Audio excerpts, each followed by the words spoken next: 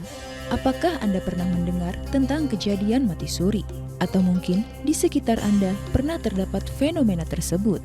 Mati suri merupakan suatu fenomena di mana seseorang hidup kembali setelah dinyatakan meninggal dunia dalam rentang waktu tertentu.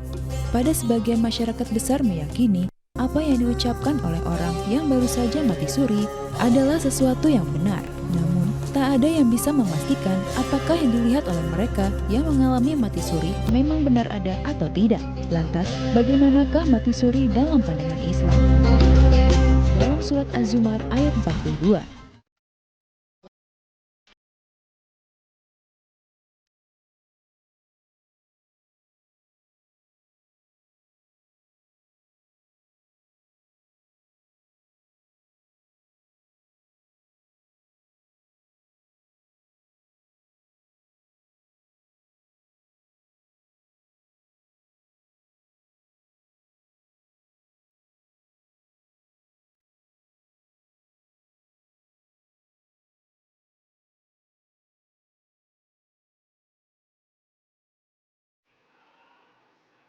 A'udzubillahi minasyaitonirrajim. Bismillahirrahmanirrahim. Assalamualaikum warahmatullahi wabarakatuh.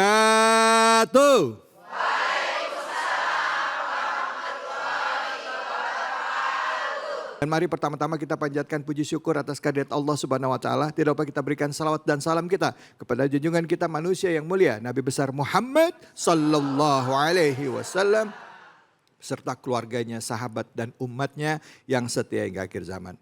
Tadi di awal kita sudah mendengarkan pembacaan ayat suci Al-Quran surah Az-Zumar ayat 42. Yang mana ini jadi dasar kita dalam membahas tema hari ini. Bicara mengenai mati. Ada yang pernah ngalamin? Belum. Ada yang pernah, oh ya mungkin lah ya, gak bakal balik kalau udah mati ya. Bu.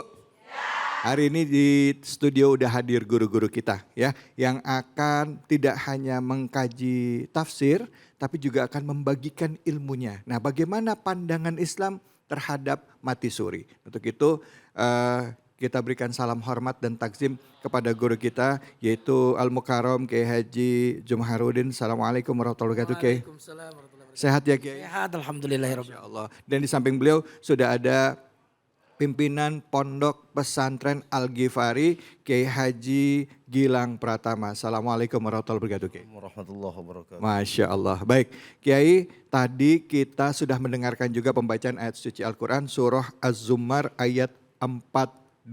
Nah, kira-kira memaknai mati suri dan juga memaknai ayat tersebut seperti apa? Kesempatan pertama kami persilahkan kepada Kiai Haji Jumarudin. Fadol, silahkan. Subhanallah.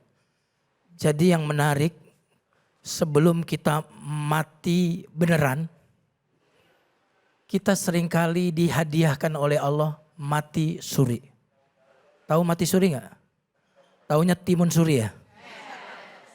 Ya, jadi agar kita kemudian mengenal alam-alam di luar alam kesadar kita ini, untuk kemudian dialami, agar kemudian kita bisa mempersiapkan apabila kita menghadapi kenyataan mati yang sebenarnya. Itu kira-kira tanggapan saya untuk yang pertama. Ya. Bahwa mati suri sebagaimana orang yang sedang tidur mengalami hal-hal yang bisa dia lihat di alam tidur.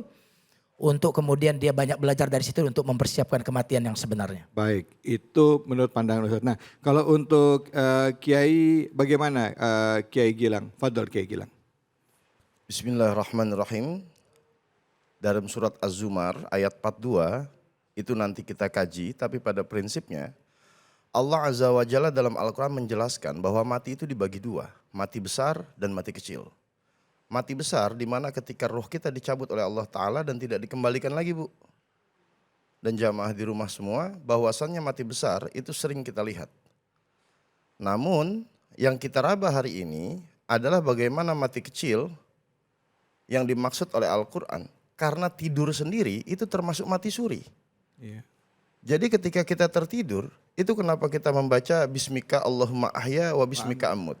Ya Allah, dengan namamu aku hidup dan dengan namamu aku mati. Maka mati suri ini menjadi perdebatan di kalangan ulama karena menurut ilmu tafsir, tidur pun itu masuk dalam kategori mati suri. Ibu-ibu kalau tidur suka mimpi nggak?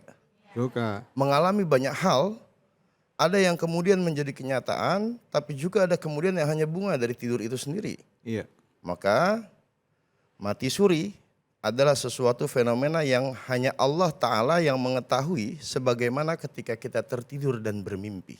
Ya, ibu-ibu tadi penjelasan tentang mati suri sebagai dasar ya, pemahaman di awal kita. Nanti kita juga akan berbincang-bincang dengan seseorang yang mengalami mati suri. Ustadz, mohon Ustadz, tadi kita juga sudah membaca surah Az-Zumar atau mendengarkan surah Az-Zumar ayat 42. Kira-kira kajian tafsirnya dari ayat tersebut apa yang nanti akan dilanjutkan oleh Kiai Gilang. Silakan, mungkin bisa sambil duduk untuk menjelaskan. Siap. Fadol, silakan. Menarik sekali ayat tadi surat Az-Zumar ayat 42. Allahu yatawaffal anfusa hina mautiha. Allah yang mewafatkan jiwa atau ruh manusia ketika matinya. Wallati lam tamut fi manamiha, dan Allah mematikan jiwa manusia, ruh manusia ketika tidurnya. Disebut sama-sama apa? Diwafatkan atau dimatikan. Maka tadi Ustadz Gilang mengatakan bahwa tidur adalah kematian kecil. Sementara mati kematian besar. Mari kita perhatikan. Kalau orang yang tidur itu ibarat layangan yang tinggi sekali. Akan tetapi benangnya masih kita pegang. Itu tidur.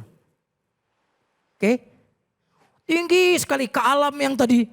Melihat apa yang tidak bisa dilihat di bumi. Alamnya jauh sekali, tapi ingat. Talinya, benangnya masih itu tidur tuh. Jadi belum terpisah secara sempurna antara ruh dengan fisik. Sudah terpisah tapi belum sempurna, itu tidur. Tapi mati ibarat layangan putus. Ada juga film layangan putus itu. Langsung ingat filmnya Layangan Putus ini. Itu berarti betul-betul terpisah antara ruh tadi dengan jasad. Tetapi tidur meskipun sudah terpisah jauh, tetapi masih ada yang nyantol, masih ada yang mengikatnya ke dalam tubuh itu. Maka ayat kalimat berikutnya, fayumsikul lati qada 'alaihal maut. Yang telah mati terus digenggam oleh Allah, enggak dibalikin lagi. Wa yursil ukhra ila ajalim musamma. Kemudian Allah melepas kembali ruh yang tadi dipegang bagi orang yang belum ditetapkan kematian, yang tidur dibangunkan lagi. Nah, dari sini kita bisa memahami bahwa sesungguhnya alam barzah itu, gambaran kecilnya itu sudah kita alami di alam tidur. Makanya setiap malam adalah hari kematian kita, setiap pagi adalah hari kebangkitan kita. Ini pelajaran yang ingin disampaikan dari ayat tadi. Bahwa tidur adalah mati. Bangun tidur adalah kebangkitan dari kematian. Subhanallah. Kira-kira kalau kita melihat itu semua, maka kita akan melihat tanda-tanda kebesaran Allah. Coba saya mau tanya sekarang. Ibu-ibu coba ikuti instruksi saya. Mati sekarang. Jangan mati. Jangan. Bu, Ada yang latah, mati. saya ingin mengatakan tidur sekarang. Bisa nggak? Enggak. Bisa nggak? Nggak bisa lah. Itu menunjukkan bahwa tidur itu kehendak Allah atau kehendak ibu? Allah. Subhanallah. Dan kita seringkali mengatakan tidur itu di dalam mimpi itu cuma mimpi. Kapan kita mengatakan itu cuma mimpi? Setelah bangun atau waktu di alam tidur? Setelah bangun lah. Waktu kita masih tidur dan mimpi dikejar anjing dan belum bangun, itu dikejar anjing beneran atau cuma mimpi? Belum bangun. Oh, perasaannya kayak benar. Perasaannya Oke. Waktu tidur dikejar anjing dan belum bangun, itu dikejar anjing beneran atau bohongan? Waktu masih tidur. beneran. Kapan ibu mengatakan itu cuma mimpi? Pas bangun. Kita juga melihat kehidupan di dunia ini seolah-olah hakikat. Kenapa? Karena kita masih tidur di alam dunia ini. Nanti pas kita bangun baru kita tahu bahwa dunia ini cuma mimpi. Masya Allah, Allahu Akbar, Allahu Akbar. Bu, waktu dikejar anjing 5 jam dalam mimpi. Pas bangun lihat jam dunia berapa? Oh ternyata cuma 1 jam. Subhanallah. Ternyata 1 jam kita berbeda dengan 1 jam di alam mimpi tadi. Di alam mimpi tadi kejar anjing 5 jam. Makanya di hari kiamat nanti, di hari kiamat 1 harinya sama dengan 1000 tahun. Ini relativitas waktu. Maka sesungguhnya di alam kematian kecil itu, di alam mati suri itu, kita sebenarnya sedang didekatkan oleh Allah bahwa kehidupan setelah mati itu real ada. Dan engkau senantiasa mengalaminya setiap malam. Baik, alhamdulillah. Ya, terima kasih banyak Ustadz Jumaruddin. Silahkan Kiai Gilang, silakan. Bismillahirrahmanirrahim. Jadi terkait dengan Az-Zumar ayat 42 yang telah dibacakan dan ditafsirkan dengan baik oleh guru kita di samping saya ini. Di sini menekankan bahwasannya Al-Quranul Karim sebagai huda lil muttaqin, sebagai petunjuk bagi orang-orang yang bertakwa. Itu kenapa kita diturunkan kitab suci yang bernama Al-Quran yang tidak diturunkan dalam satu masa. Namun Al-Quran diturunkan, dicicil oleh Allah Ta'ala selama 23 tahun dari mulai zaman kenabian di Makkah sampai ke Madinah. Sehingga seluruh fenomena yang ada dalam diri manusia tentu akan dikaji secara detail dalam hadis Nabi SAW. Sehingga Al-Quran hanya frame dasar yang memberikan gambaran ini.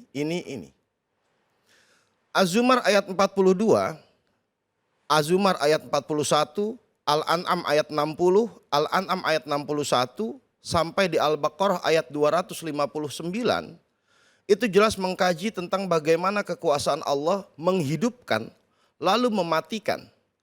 Bagaimana Allah dalam surah Al-Imran dijelaskan bahwasannya Allah lah yang memasukkan siang ke dalam malam dan memasukkan malam ke dalam siang, menghidupi orang yang mati dan mematikan orang yang hidup.